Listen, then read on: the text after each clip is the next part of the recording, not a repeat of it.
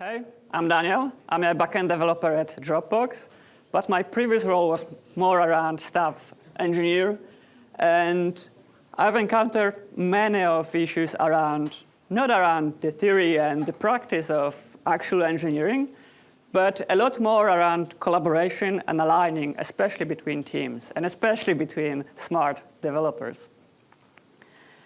And what helped us go through most of those was taking it from the very beginning, everyone on board, talking about the broader context, about all of the options that we have, talking together about weaknesses and strengths, and making a decision together. And while it sounds simple, it really is not. The first part of this talk is a little bit more softer about communication.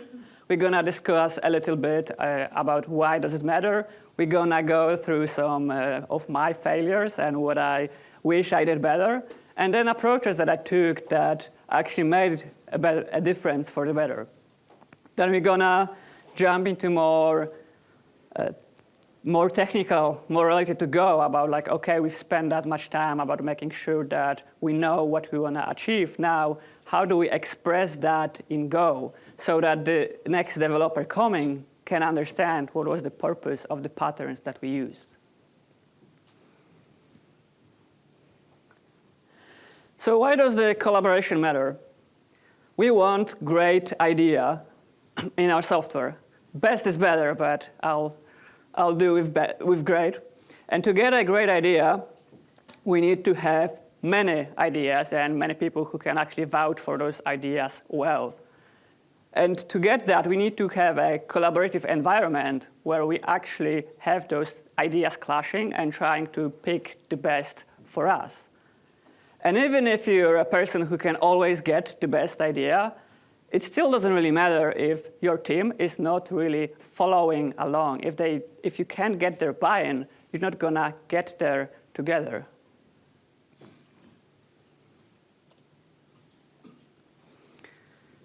When the good intentions go south, I'm going to talk a little bit about things I wish I did better. But I also wanted to give a note that I always appreciate when there are people, developers, who actually want to engage in a discussion, even if maybe I don't like their ideas. I still think that's a lot better to have people like that in a team to actually find the best idea. And it's much better to work with than inactivity.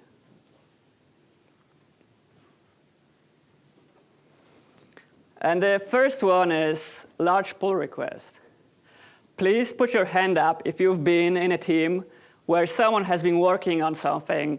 It was supposed to be a small bug fix or a feature.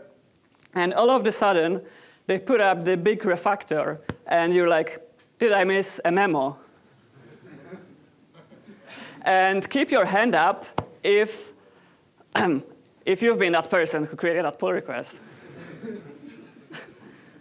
Yeah, so this is my confession. I was supposed to just add a database model, and as you can imagine, it's not really that hard to the project that already exists. But I was like, I really don't like the thing we're doing, so I'm just going to change a thing here, change there. And you can see number of conversation, over 100, and they were not like nitpicks of one line. It was like paragraphs of text of why are you doing this way? Why are you not doing it the other way? And you might be thinking, well, Daniel, don't you want to discuss with people? But this is not really a great way to discuss. Everyone kind of got into their position. I was defensive about my idea. That way, I perceived other people to be attacking my idea. It was not a good invitation to the discussion. We never took a step back and thought, OK, like, what kind of a problem are we even solving here? Oh, and of course, product manager was shipping everything as we were discussing if it's a good idea.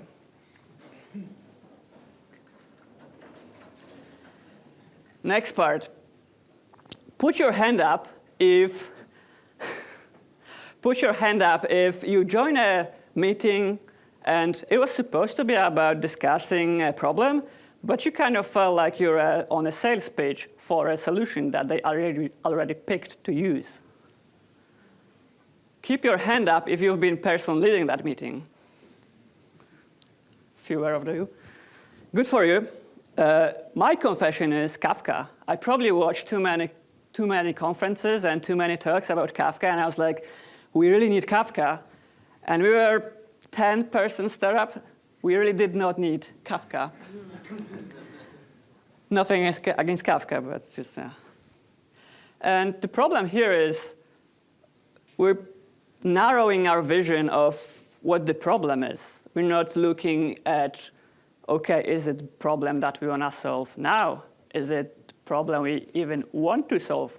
Maybe there's another root cause that we should be focusing on. But now everyone is talking about, OK, is that specific solution good for what we have, instead of talking, OK, what are even the other options?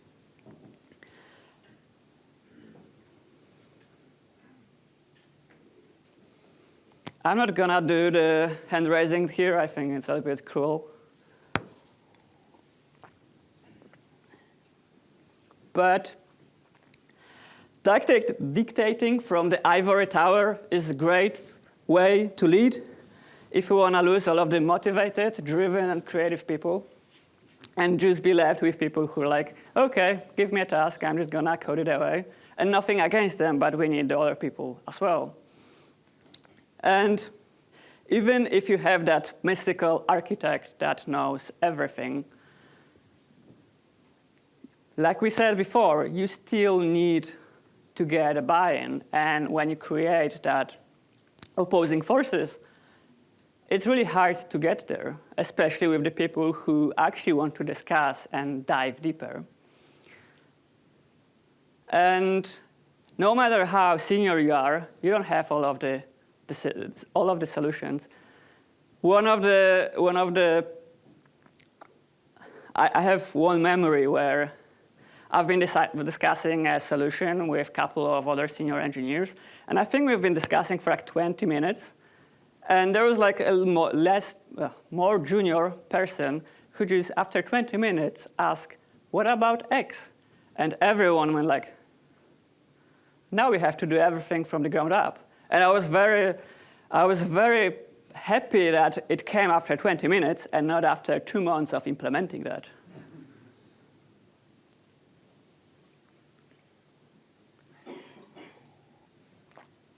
So let's talk a little bit about what has helped me. So first one is decision records, also known as architectural decision records, but I prefer shorter version. If you don't know what decision record is, it's simply just an archive of decisions, important decisions that you took for a project. And each one of those decisions is usually in the form of document, where we kind of specify, OK, what's the problem? What's the broader context? What do we want to achieve at the end of it? What are all of the other options? And what is the way we want to proceed with? And the idea here is that, I mean, first of all, it helps you think when you write stuff.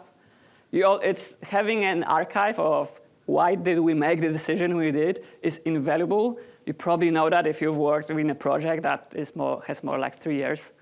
And you probably wonder, why did I pick that solution? And then you're like, I don't remember. But the most important part of it for this talk is the collaboration factor. It kind of shows other developers all of the decisions.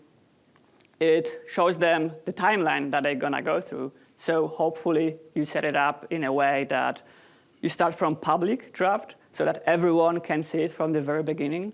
And when people know that there is a point where it has to be accepted, they're more likely to actually come to people before it's already ready, before it's ready to discuss, OK, what do you think about it? Can you kind of check if you're going to disagree with me about it a lot? So that point of discussion should happen sooner. And it also feels a lot more like an invitation to a discussion. Hey, I'm working on this thing. I want to collaborate with you on it. And if you start from that point, it's much easier to get a good feedback. Another one is diagrams. I really love drawing diagrams, and it just makes you think differently. But as you probably have seen on many other talks today and yesterday, if you see a diagram, sometimes it just puts your mind in a totally different place and makes things that would take paragraphs to describe seemingly simple. I mean, you could have seen that on a watermill talk yesterday or on GoTelemetry. I think that was very helpful. So it kind of gives us another way to communicate, but it also gives us a way to work together. With a text, it's more on a, I'm going to write it and you're going to read it later. And it's usually like solitude experience of reading, unless, I don't know, maybe you read it together. But with diagrams, it's much easier to kind of talk over the diagram and show someone. You can do it in sync or async with tools like Miro. Or you can even work together on a diagram. It's much simpler than working on the text together. I don't know if you tried, but usually it doesn't go well.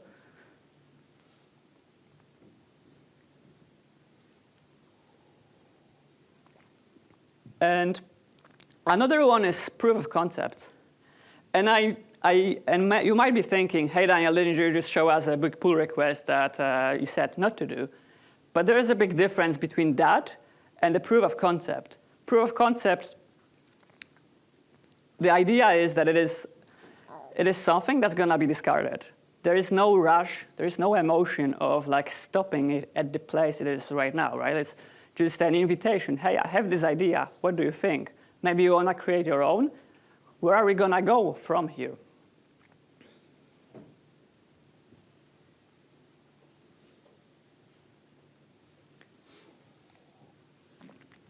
And I wanted to talk a little bit about themes for the approaches that I talked. Of course, we can mix and match those. But with themes, depending on what you're trying to achieve, you can, for example, show the journey of how we got to the place we got. It was helpful for me to kind of show people on a team, hey, we've tried a bunch of other ideas. That's why we're not even considering them. Like there is a journey of us trying and failing in many places. And this is why we ended up with the idea we have today. Another fun thing to do with your team is actually trying to think what's the worst idea that we can use to solve the problem. And except for just being fun, you can kind of dig this way into like what is the most important value that is for this project, for this feature, for this service. And last one, my favorite is shifting the way you talk and think about the opinions. At least I have this tendency that you probably even notice from me talking right now, that I will call some idea good or bad, and that's not a way to have a discussion. If we change that to, okay, when does a simple idea make more sense, at what's the boundary for those, and where does the more complex one make sense?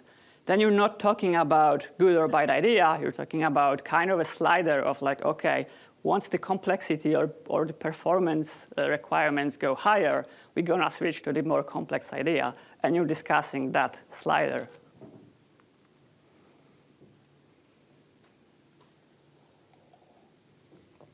So how those approaches helped with the issues that I showed you before. So for the large requests, as you can see, that one was merged. That wasn't a good idea. But later, we created a decision record with, OK, how do you want to do database in our project? And it helped us to kind of, everyone could calm down. Everyone could come up with a couple of ideas. There was no this sense of urgency of, we have to get it now. So the discussion was a lot more civil. And we actually ended up with the idea that I liked less. But looking back, I think it was a much better one. With Kafka, it was kind of hard to get rid of it, so we stayed with it. But the way we implemented it was not the best. We didn't know that much. And one of my friends created a little nice couple of diagrams of how can it work. And it was just much better to kind of discuss those things through diagrams, kind of detaching yourself from, OK, we don't even care about that much about technology. We just kind of want to get the flow that fits our business the best. And from that, we could have continued conversation in a less biased way. And for working with people who are very opinionated, it helped to kind of stop looking at like good, bad, and using more of a, OK, like what are we trying to achieve? And if we have difference of opinions, like at what point do you think my idea is going to be better than yours, and vice versa?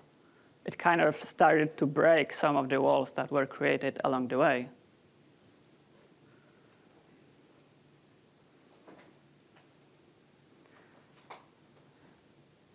And now we go to more to live coding session, which I've been told you shouldn't do, but too late. It was already prepared. So I wanted to explore how can we continue the conversation in Go. We've already spent a lot of time of picking something, discussing it. It would be nice if the next person that sees our code also can kind of guess, the more the better, of what they want to, what the author of the code actually meant. Which, as you probably know, it's quite hard. It's not comfortable.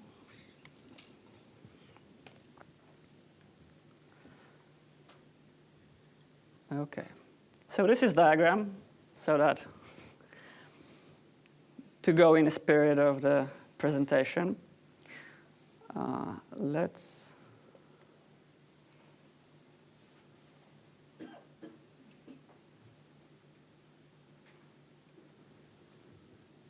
Can you see it? Yeah. Cool. So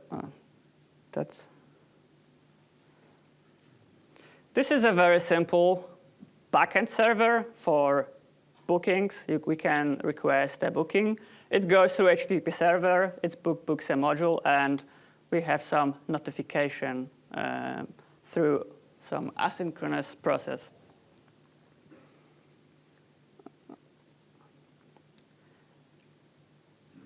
I would like you to look at this code through the lenses of not if it's a good architectural decisions, more on a, OK, do I understand what the author wanted to show me? And I'll be focusing on two things, modules and main.go. And I will start with the latter. I come from a place where if you look at index.php, you would see mostly a framework code. It doesn't really matter which project you looked at. All of them kind of look the same. And for a couple of years when working with Go, I didn't think of using main function differently. But what I discovered later is, well, we don't use that much frameworks. And we can use our starting point to actually show a little bit of an overview of what kind of components we have, what do they do, and have that overarching starting point for any new or existing developers. I'll go over this main function. So we start with some generic setup. Actually, we don't really start here. I think there's another talk that's going to talk about runtime and stuff that happens before we get to that line. But that's in like an hour and a half. We do some generic setup. Then we do some notification. We set up our notification, something, I guess module, because the folder is called module. Then we set up booking. We can see that there is some dependency going on here. Then there is some in the background stuff happening. That's good to know. I kind of like to know that that this is happening. Of course, probably in a bigger project, maybe we wanna have separate service chugging away at the events and jobs, but there again, you would have something that starts that backend, background job. Then we have some routing, and we start a server. That's simple because the demo is quite simple. But even on the bigger projects, I found out that it is very possible to show the architecture or the idea of the project with this. I kind of, on yesterday's last keynote, I've seen that this was something similar that Ron did with one of his files where we could see like start joystick, start. I don't remember what else was there, but it kind of gave you an idea. Okay, what does it do? What components does it interact with? But let's dig a little bit deeper. Let's see what our booking module does. So we register some routes. That should be simple enough. And here we have that request.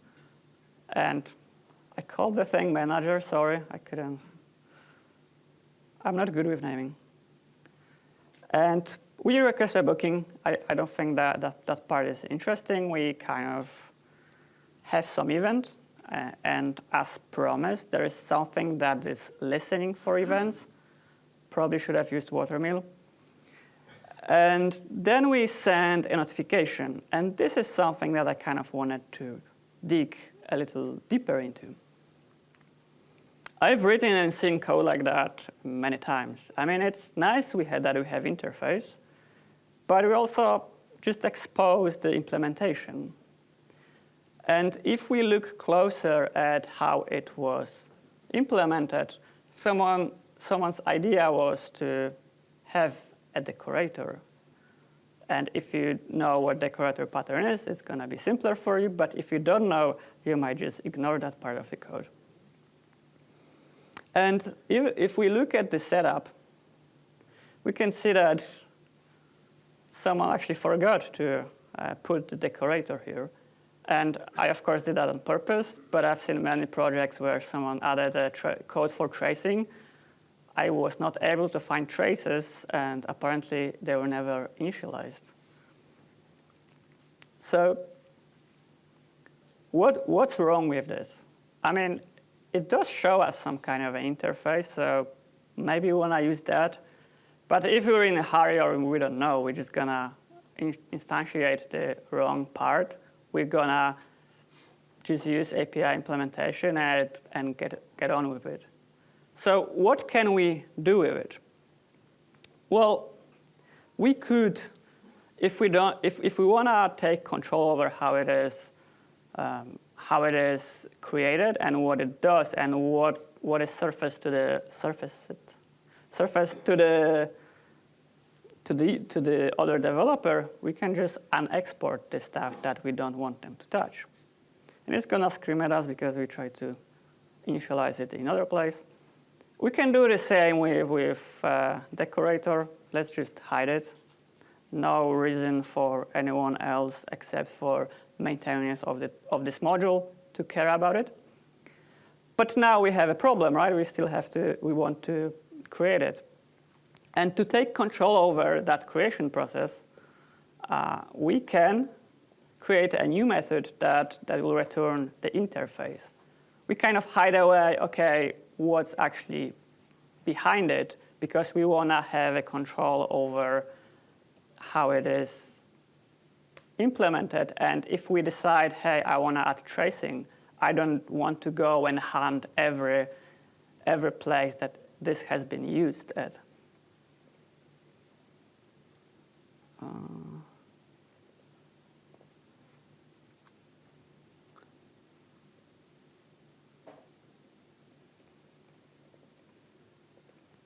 I'm really bad at speaking and writing code at the same time.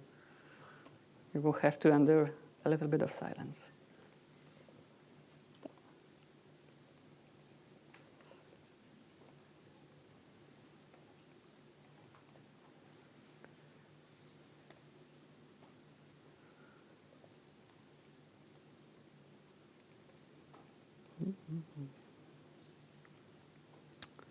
So that should be a little bit better. Now we have to fix the code. Hopefully it still compiles, although who knows. And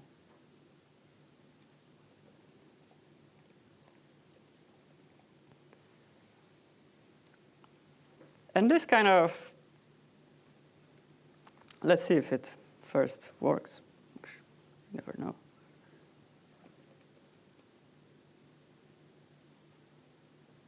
OK, it didn't fail. So that's one thing. But maybe you noticed the folder structure of the notification module. API, domain, infrastructure. If you work in other languages, maybe it might look similar. Maybe someone is thinking about layered architecture here, maybe even domain-driven design, since they use domain. But it's really up to everyone using it to, well, writing code to understand. Like, you have to have that knowledge to understand what is the purpose and how it should be used. And probably if you have 10 people who have layered architecture, you're going to find at least like 3 ways of actually properly using it. And so that's one thing. It's very implicit of like what should be. And then I personally really doesn't like the infrastructure folder here, package. We kind of spend a lot of time on making sure that someone is using our API the way we want them to. But to be honest, they can just take everything from the infrastructure folder and just do the things the way they want to do it.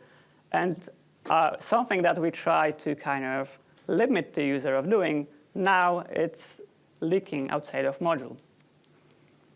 So Go has, don't fail me, JetBrains.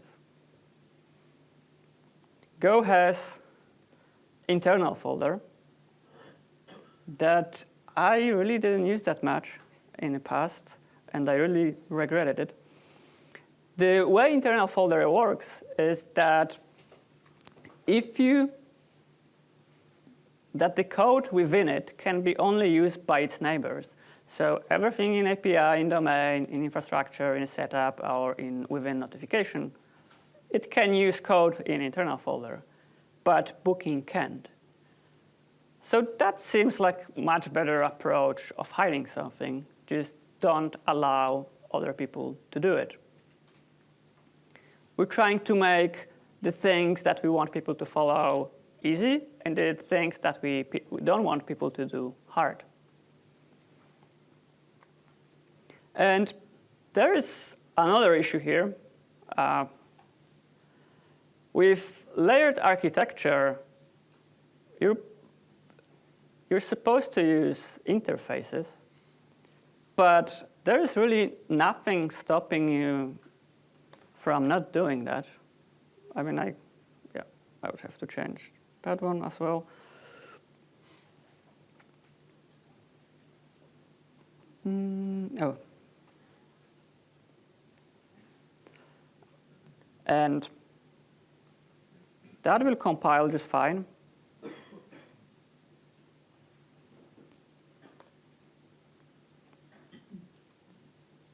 And I actually fall into that trap a couple of times when writing this demo. But so what can we do with that? So there is another interesting part that probably so far has been annoying you quite a lot, which is cyclic dependencies. Go doesn't allow us to actually go. If we maybe take a step back here, if we don't want the API to use infrastructure here, I mean, it seems like there's no way to do that. You just have to tell the developer, hey, please remember, don't do it. But if we take a step back and we take a look at the API and domain, there might be reasons for which you want to keep them separate. But maybe we can move them up. And what that will do is give us import cycle, not allowed. And it happens because our infrastructure already was using our domain. The user repository was returning the user. But now that, so infrastructure is using user, so also notification folder package. So once we move those two together, now you can't use it the other way around. And you have to actually make all of the notification package something that we expose as something that is independent on technical details called infrastructure. Let me fix that. So if we use interfaces instead, it should compile. Yep. And again, I'm not saying you should be writing code like that. It's not the idea of this presentation. It's more about thinking, how can we make the things that we designed for easy, and things that we don't want people to use or do hard. It's going to depend a lot on the context. That would be it for the live coding. So I just wanted to summarize what I think are the most important parts of this presentation. Don't do it alone. Find a way to collaborate with your team that fits your team. Not everyone likes diagrams. Not everyone likes writing. Find something that everyone on your team finds comfortable with. And remember that it matters that your team understand the architecture and they don't disagree with it. Because if you're going to go on holiday and come back, you might find a little bit different code. And if you took all of that, then maybe expressing some of it in code is going to be helpful to make those architectural decisions live a little bit longer and not only on the diagrams. Thank you.